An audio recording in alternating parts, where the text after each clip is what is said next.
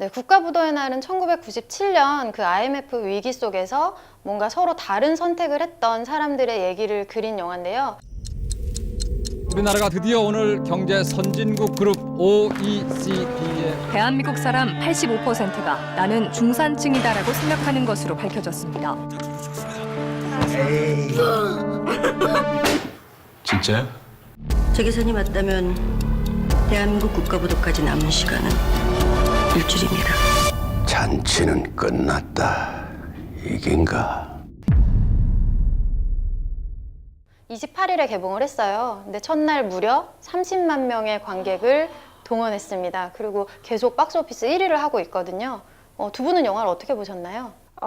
저는 일단 국가부도의 날이 경제 분야잖아요. 세상에 정말 많은 분야가 있지만 제가 생각하기에 가장 이해하기 힘들고 전문적인 분야가 경제라고 생각을 하거든요.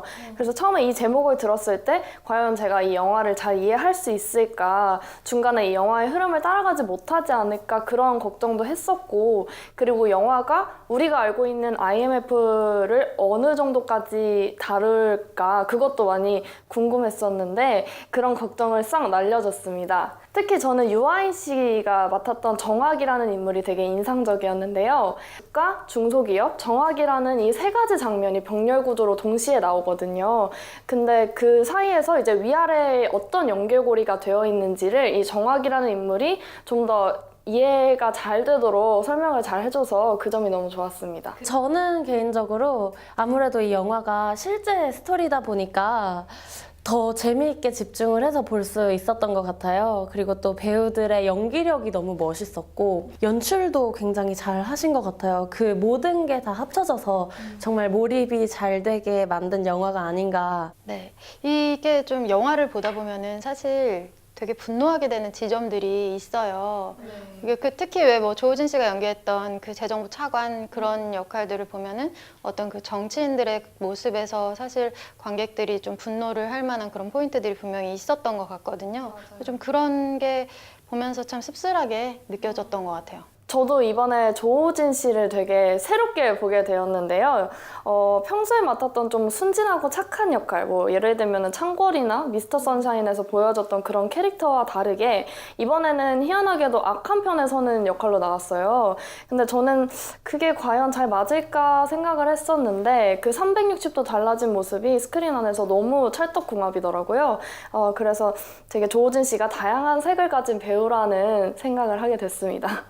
그렇죠. 그리고 이제 뭐 이 영화를 보면서 그 가짜 뉴스 네, 또 보고 느끼신 점이 있으실 것 같아요. 네, 요즘에도 가짜뉴스가 이슈잖아요. 근데 이 영화 안에서도 가짜뉴스 관련된 이야기가 나오는데 경제난이 된 이유가 정부에서 방관을 한 게 아니라 서민들이 과소비를 해서 그런 거다. 이런 식으로 해서 가짜뉴스를 통해서 잘못된 정치를 하는 장면이 나와요. 그래서 이 장면을 보고 요즘에 이슈가 되는 사건들을 조금 더 건드려줬다는 생각에 되게 그런 점에서도 좋았다고 생각했습니다. 저는 IMF라는 단어를 어릴 적부터 많이 들어왔는데 그저 어렴풋이 알고만 있었거든요. 그런데 영화를 보면서 많이 알게 됐어요. 그래서 기자님이 조금 전에 말씀하셨던 분노가 치밀어 오르는 순간이 정치적인 걸로 이용하기 위해서 무조건적으로 받아들이는 느낌? 또 지금 와서 생각해보면 그 당시를 정말 힘들었지만 잘 버텨주셨던 그런 사장님들과 직원들, 그 모든 저희의 부모님 세대 분들에게 감사한 말씀을 드리고 싶어요. 또 다혜 씨는 IMF를 실제로 겪은 네, 맞아요. 제가 원래 IMF 때 2살이었지만 IMF가 조금 저에게 와닿았던 계기가 있었는데 제가 회사를 서울역으로 출퇴근을 해요. 근데 그 서울역을 지나면서 많은 노숙인들을 봤거든요. 그래서 그 노숙인들과 관련된 기사를 써보고 싶어서 노숙인 관리자와 노숙인을 인터뷰를 한 적이 있었어요. 근데 그중에 가장 기억에 남았던 거는 저희 회사를 다니던 노숙인 분께서, 그러니까 회사 회사를 다니다가 한국일보를? 네, 한국일보를 다니시다가 IMF 때 실직자로 가족분들이 찾지 않으시냐, 보고 싶지 않냐 이렇게 여쭤봤더니 가족들에게 자기가 혹시라도 누가 될까봐 먼저 감히 찾아가지 못한다고 말씀을 하시더라고요. 근데 사실 이분뿐만 아니라 서울역에 있는 대부분의 80%의 노숙인들이 IMF 때 실직자가 된 분들이라고 하세요. 그래서 그런지 국가부도의 날에 나오는 이 허준호 씨가 연기했던 갑수라는 역할도 같은 고통을 느끼지 않았을까 하는 생각에 보는 내내 되게 마음이 아팠던 것 같아요. 허준호 씨 같은 경우 사실 뭐 어떻게 보면은 그때의 그런 국민들을 대변하는 캐릭터잖아요. 그 캐릭터가 아마 연기를 하면서도 아주 무거운 책임감 같은 것을 갖고 임하지 않았을까 싶고, 지금 이제 다혜 씨의 얘기를 들어보다 보니까 그런 생각도 들어요. 국가부도의 날이 만약에 엄청 흥행을 하게 된다면 뭐 이렇게 좀 노숙인 분들을 초대를 하거나 해서 이 영화를 상영해드리거나 하면 좀 더 의미 있는 시간을 또 가져볼 수도 있지 않을까? 그래서 소름 돋았어요. 너무 좋은 아이디어. 네, 갑자기 그렇게 한번 제안을 드려보고 싶은 마음이 들고요. 부도의 날 보면서 사실 되게 감동받았던 게 그 한시연 팀장 굉장히 고군분투하면서 그거를 어떻게든 미리 뭐 좀 해결해 보려고 노력을 하는데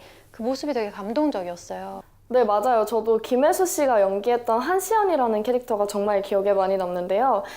정말 그야말로 핵사이다 같은 캐릭터였어요. 영화를 보는 내내 그 김혜수 씨가 이 한시연이라는 캐릭터를 잘 살리기 위해서 얼마나 공부를 하고 연기를 했는지가 영화에 잘 묻어나왔던 것 같아요.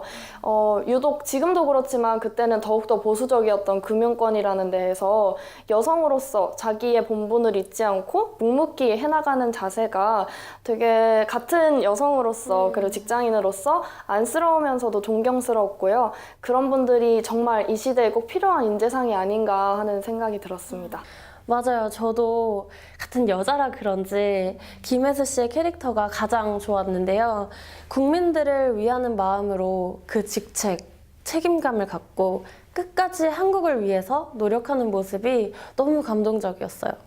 그리고 저는 좀 재밌었던 게 류덕환 씨가 나오잖아요. 근데 류덕환 배우가 지금까지 연기했던 역할들이랑은 굉장히 좀 결이 다른 역할이었어요. 그러니까 약간 류덕환 씨는 이상하게 좀 진중한 이미지가 저한테는 있었거든요. 연기도 되게 잘하고 그런 배우인데 이번에는 아주 뭔가 좀 가볍고 유쾌한 그런 캐릭터로 나와가지고 뭐 이렇게 유아인 씨한테 맞기도 하고 맞아.